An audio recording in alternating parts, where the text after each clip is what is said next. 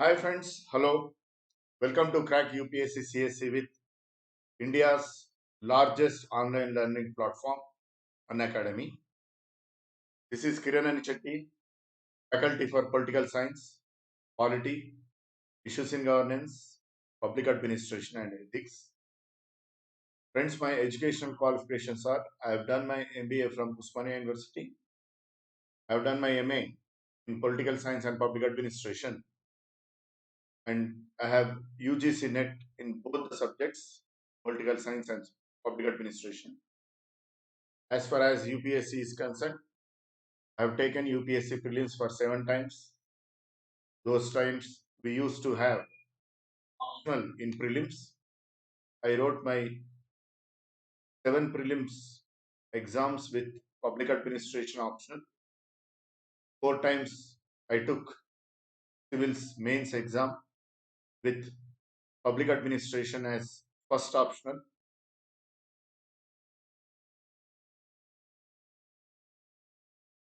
I have more than 10 years of teaching experience for UPSC aspirants.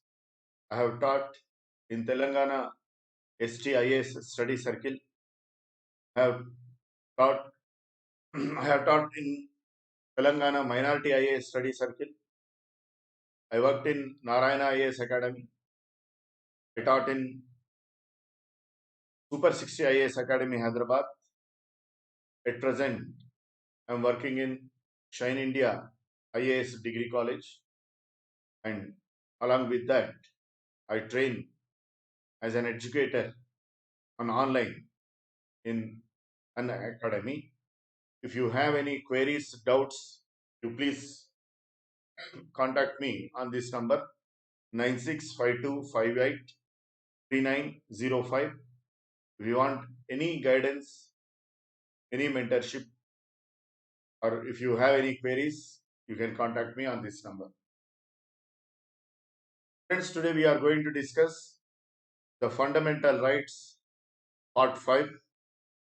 In last session we discussed till article 30. In this session we will discuss the fundamental rights under article 32. Then we will discuss article 33, 34 and 35. From Unacademy, you will be getting daily live classes, live tests and quizzes, structured courses, unlimited access to videos on UPSC prelims and mains. You can prepare with the top educators such as Runal Patel, Roman Saini, Sudarshan Gujjar. You will be getting videos on UPSC prelims and mains with regard to polity, history, geography, current affairs, ethics, etc. You can subscribe for 12 months.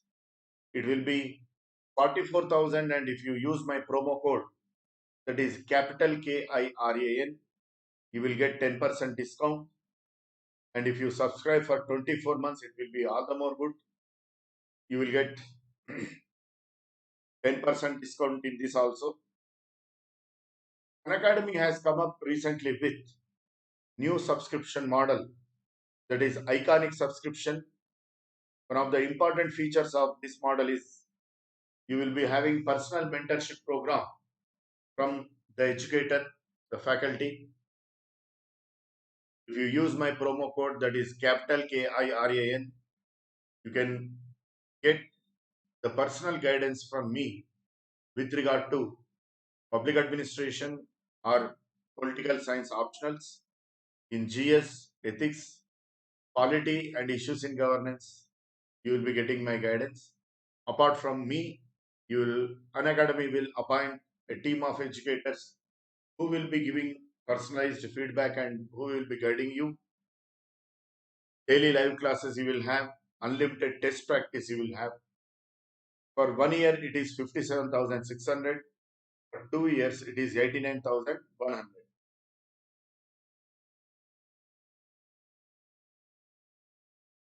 By 44th Amendment Act, right to property was deleted. Right to property was enshrined in Article 19, Provision 1, Provision F, Article 19, 1F, and from Article 31. Now, right to property has been enshrined outside Part 3 under Article 300A. What could be the logic behind this? Why they deleted right to property and they included under Article 300A? When you have right to property under Part 3 as fundamental right, the aggrieved person can approach the Supreme Court directly. The aggrieved person can approach the Supreme Court directly. But whereas it is enshrined as legal right, the aggrieved person has to approach the regular hierarchy of the court, district court, high court, then Supreme Court. For this purpose, it has been deleted from Part 3. It has been enshrined under Article 300A as a legal right. In our initial session on fundamental right, we discussed the difference between fundamental right and legal right. In case of violation of any fundamental right, the aggrieved person can approach the Supreme Court directly under constitutional remedies. But with regard to any other legal right, the aggrieved person has to approach the regular hierarchy of the courts. He cannot approach Supreme Court directly. This is right to property.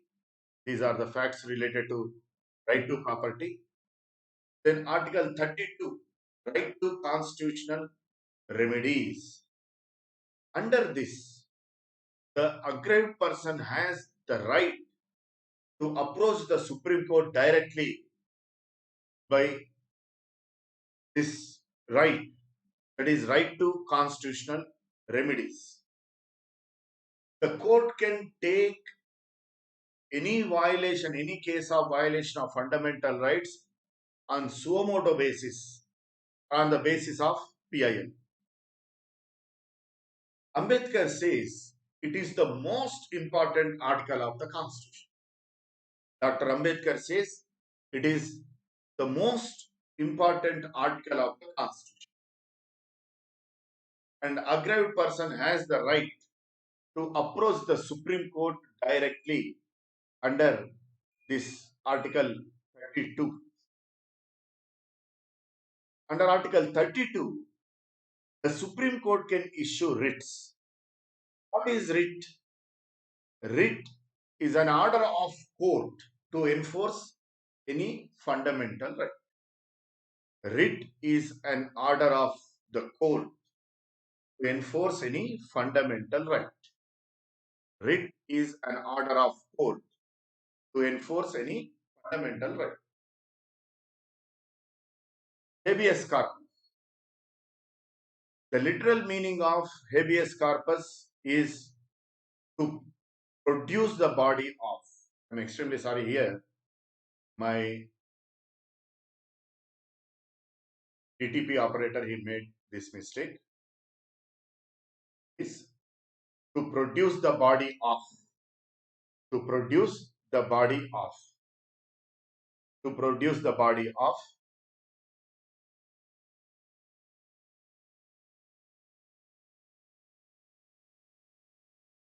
Here we need to note one thing.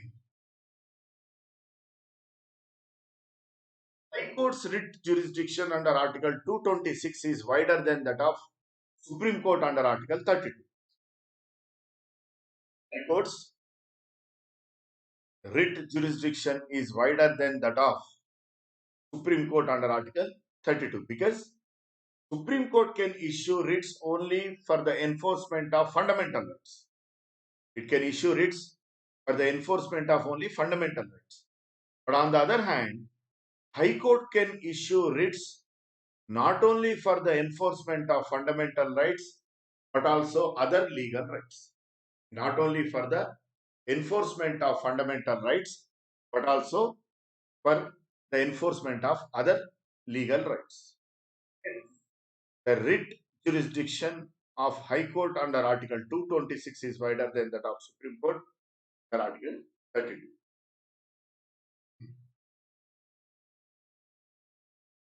The habeas corpus can be issued against the state as well as private individual. Habeas corpus can be issued against the state as well as against private individuals. It can be issued in following circumstances: when an individual is illegally detained by a public authority or private individual. When an individual is illegally detained by public authority or private individual. Generally, we will be listening the cases of illegal detention of people by the police. The way father and son were illegally detained by police in Tamil Nadu in recent incident. In that unfortunate incident, both father and son died in the custody. The investigation is going on. In order to prevent such kind of illegal detentions, habeas corpus can be moved. When the arrest does not fall within the jurisdiction of authority concerned, when that authority without that jurisdiction arrested, in that case also, habeas corpus can be issued. Mandamus. Mandamus, it literally means we command. We command. It is issued when public authority refuses to perform its legal duty of public nature. Whenever a public authority refuses to perform his legal duty, his official duties, mandamus can be issued. Mandamus can be issued. For instance, you approached police station. You have one complaint. You requested the station house officer to accept the complaint, but the station house officer is refusing to perform his duty. In such instances, mandamus can be issued. If any judicial body refuses to exercise its jurisdiction, mandamus can be issued. But it cannot be issued to perform discretionary functions. Discretionary functions. Public authorities will be having many times discretionary authority. For that discretionary authority, for the performance of such discretionary functions, mandamus cannot be issued. For instance, in our Telugu speaking states, when Naxalism was in its peak stage, some district collectors and district SPs, they came out with novel and frequent ideas. They used to formulate employment generation schemes. They used to formulate employment generation schemes. They used to formulate employment generation schemes. These employment generation schemes have been formulated in their discretion. It was not their compulsory function. So, in order to perform such kind of discretionary functions, mandamus cannot be issued. Quo warranto. It literally means by what authority? It is issued to ascertain legality of claim of an individual to a public office. For instance, I got elected as MP from reserved category. My constituency, my Lok Sabha constituency in my hometown, it falls under reserved category, SC reserved category. So if I contest from that seat, later on there are allegations that my SC certificate is fake, then in such instances, quo warranto can be issued by the court to ascertain legality of an individual to a public office. Is issued to ascertain legality of a claim of an individual to a public office.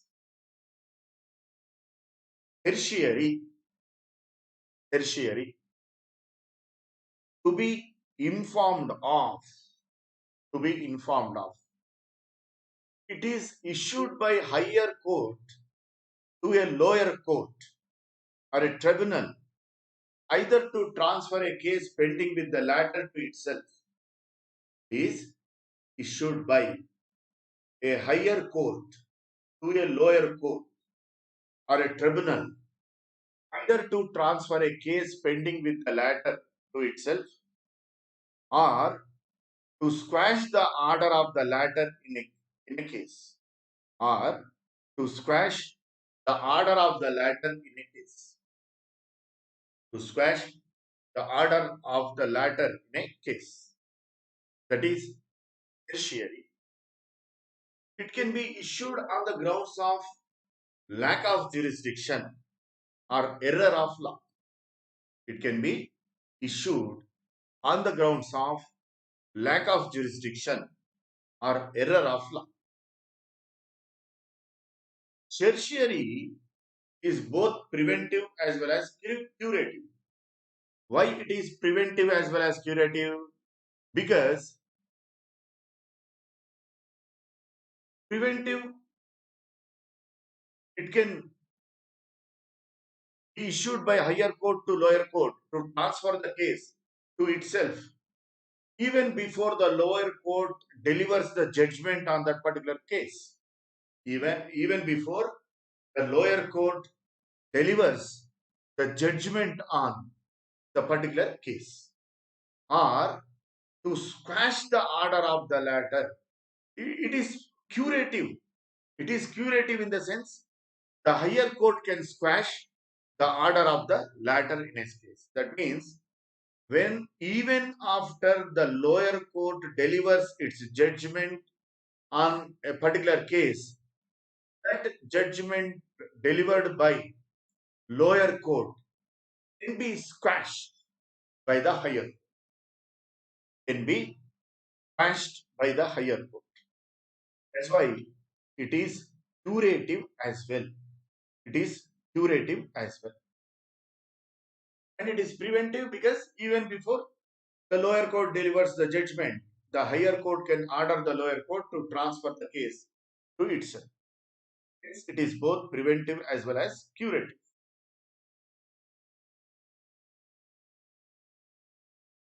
In 1991, Supreme Court declared that tertiary can be issued against administrative offices affecting individual rights.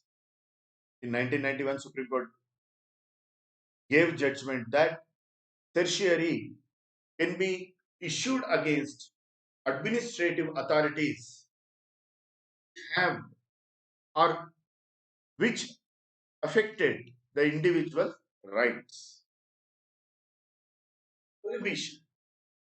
Then comes prohibition. The literal meaning of prohibition is to forbid. It can be issued by a higher court to a lower court. It can be issued by a higher court to a lower court or to tribunal to prevent the latter from exceeding its jurisdiction. Be issued by a higher court to a lower court or a to tribunal to prevent the latter from exceeding its jurisdiction or usurping a jurisdiction that doesn't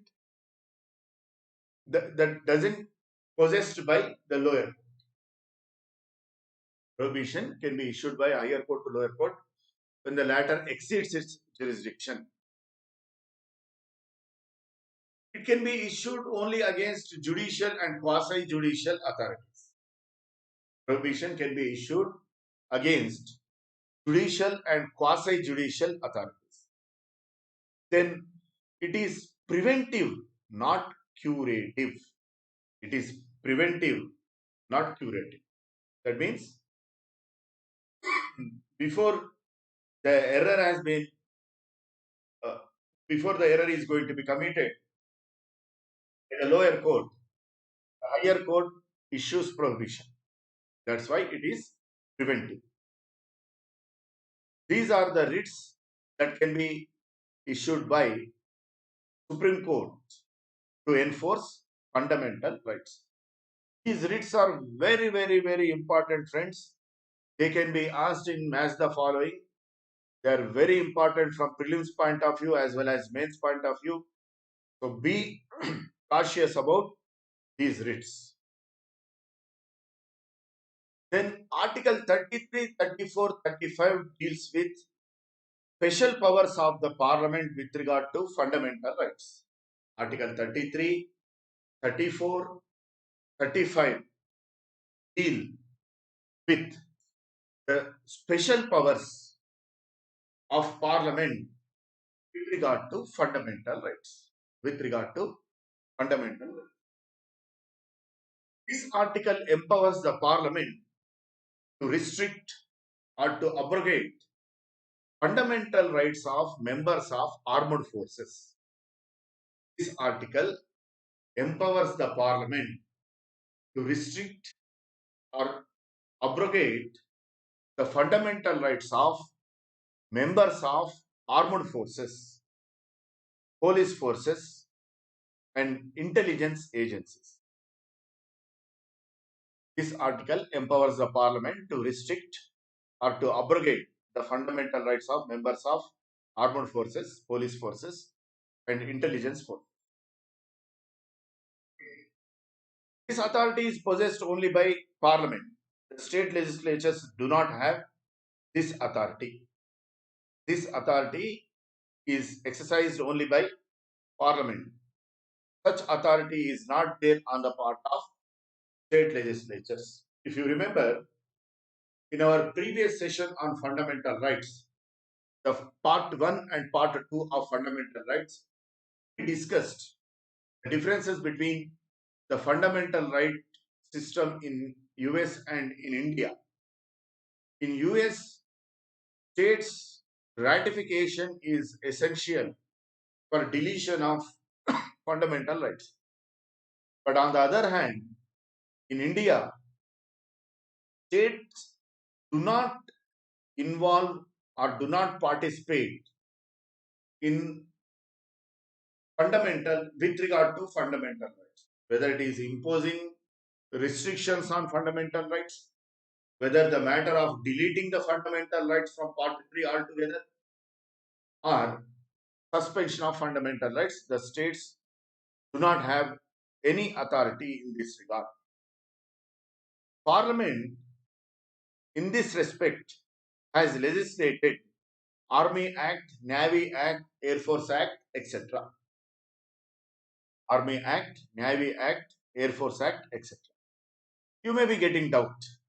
Generally, what kind of restrictions that can be imposed on fundamental rights of members of armed forces? Generally, the fundamental rights that have been enshrined under Article 19 is right to freedom of speech and expression, right to association, right to what you say, form unions. With regard to these rights, generally the Parliament imposes restriction, and these restrictions have been formulated by the Parliament by legislating Army Act, Navy Act, Air Force Act, BSF Act, like that. There are many such acts. That's why few years ago, a BSF Jawan on YouTube, he made a video viral with regard to pathetic condition of food supply in armed forces in BSF. In BSF,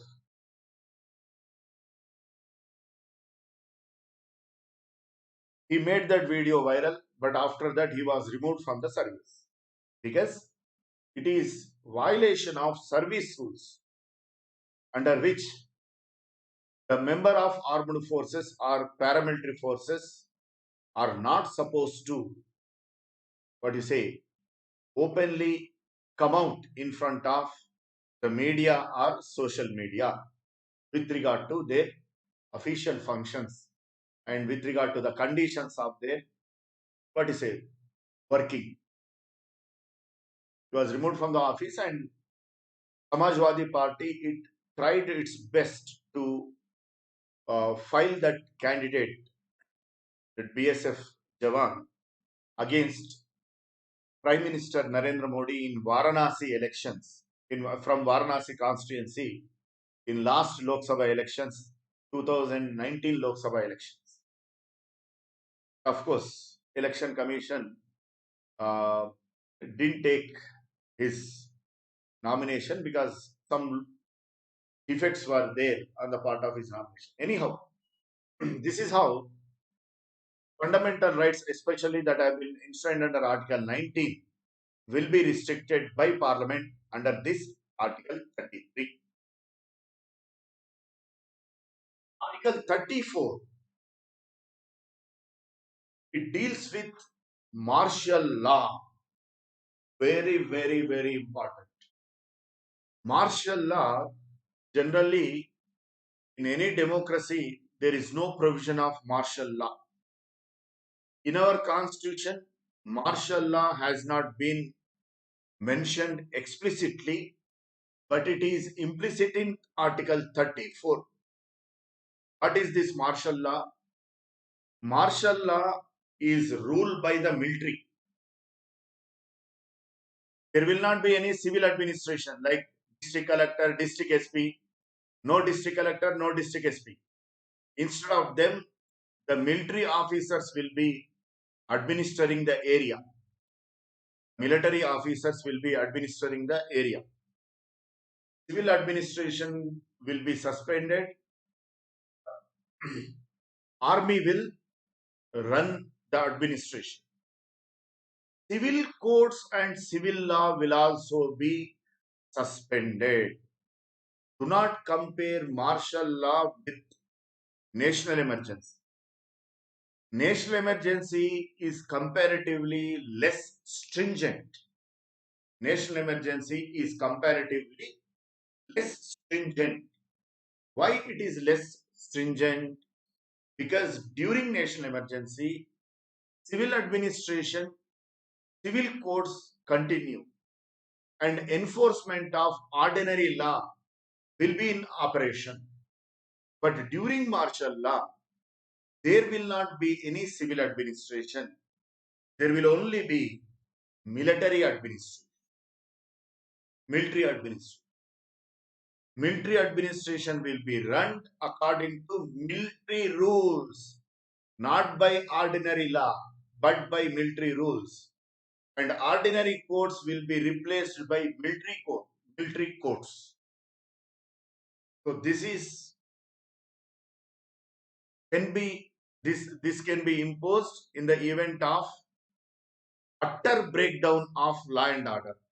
जंगल राज बोलते हैं ना, जब जंगल राज रहता है, ये martial law को लागू कर सकते हैं. Like we used to hear that in Bihar, even IAS officer's wife was raped. There are allegations. We don't know. And many Bollywood cinemas have been shooted on the situations which used to prevail in Bihar 20-25 years ago. Ganga Jal, the cinema directed by Prakash Jha, shot by Ajay Devgan, you know very well.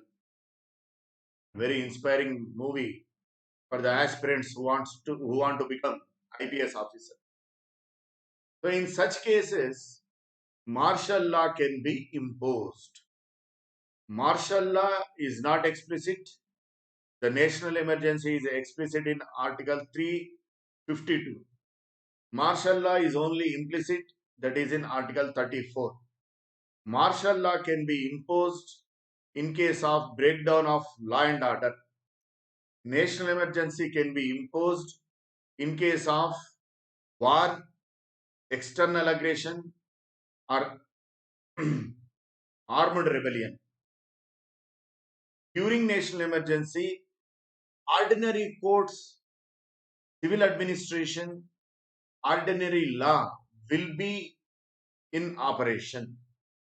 During national emergency, civil administration will be in operation, like district collector, district SP, such kind of civil administration will be in operation. Then, then appeal courts, district court, high court, they will be in operation. Municipal court. Then ordinary law will also be in operation. Right? When martial law is imposed in particular area, where civil administration will be taken over by military administration, no civil courts, only military courts, no ordinary law. These military courts will be operating according to the military laws.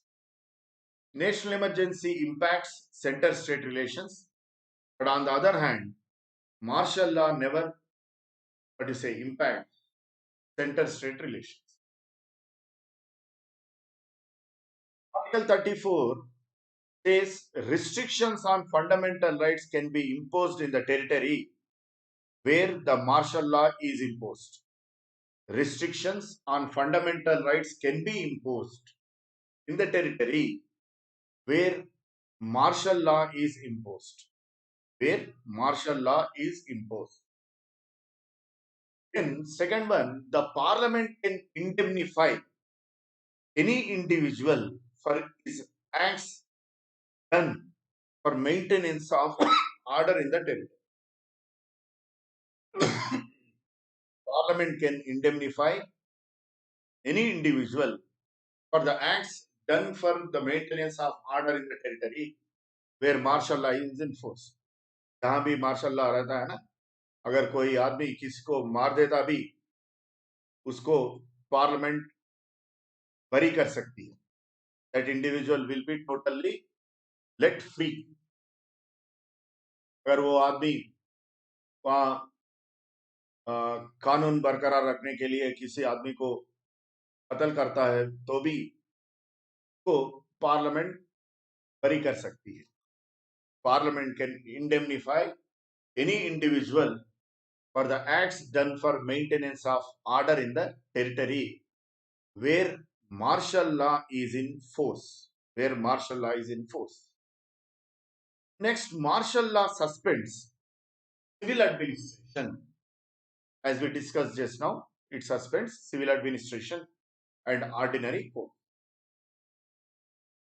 It affects fundamental rights but not center-state relations. It impacts fundamental rights but not center-state relations. It is not explicitly mentioned in any provisions of the Constitution. It is implicit in Article 34. It is imposed when law and order totally breaks down.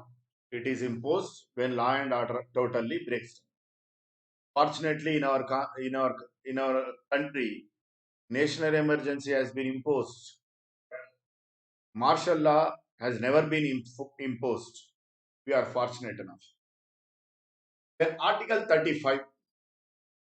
Article 35 says Parliament can prescribe the residence as condition for the employment under the state or union territory or local authority. Parliament can prescribe the residence as condition for employment under the state or union territory or local authority. Like in erstwhile United Andhra Pradesh, there used to be zonal system. 6 zones used to be there, like Vishakhapatnam zone, Hyderabad zone, Warangal zone, like that. Each zone used to consist of 3 to 4 districts. The aspirants from those districts used to have reservation for the post at particular level. For instance, Group 2 post, Deputy Tahsildar post. 70% of the posts in that zone used to be reserved for only those candidates from those districts. Only for those candidates from those districts. Such zonal system was ensured, in order to lessen the the differences in educational levels between Telangana people and Andhra people. Andhra used to be ruled by Britishers. On the other hand, Telangana used to ruled by Nizam. Since they used to be under British rule, the educational levels are comparatively high in Andhra region and Rayalaseema region. On the other hand, because of the oppression of Nizam, the educational levels, oppression of Nizam and oppression of feudal rule, the educational levels used to be very less in Telangana region. In order to protect the interest of the candidates from Telangana region, kind of, what do you say, condition has been prescribed by Parliament. The Parliament can prescribe the residence as condition for employment under the state or union or local authority. The Parliament can empower any court other than High Court and Supreme Court to issue writs. The Parliament can empower any court other than the Supreme Court and High Court to issue writs. As of now, only Supreme Court and High Court can issue writs. But under Article 35, Parliament can empower any court other than High Court and Supreme Court to enforce, to issue writs so that the fundamental rights can be enforced by the lower. Thank you, friends. Use my promo code, that is capital KIRAN, and get 10% discount. If you have any queries, questions, doubts, you can subscribe to my Telegram channel, quality_with_Kiran Anishetty. Thank you. Thanks a lot.